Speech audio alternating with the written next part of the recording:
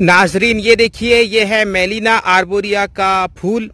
फिलहाल मार्च के महीने में ये इस किस्म की हालत में है और करीब से आप इसका मुशाहिदा कीजिए। मैं आपको इसका फूल पहले नहीं बता सका था, तो ये देखिए इसका फूल तमाम जावियों से।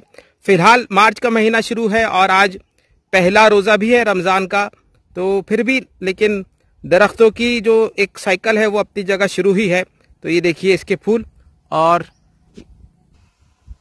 ये देखिए इसके फूल को अब यानी फूल तब्दील होकर फल भी आने लगे हैं। ये देखिए ये इसके छोटे फल हैं और फिलहाल ये देखिए ये दरख्त, इसी का वीडियो मैंने अपने YouTube पर अपलोड किया था।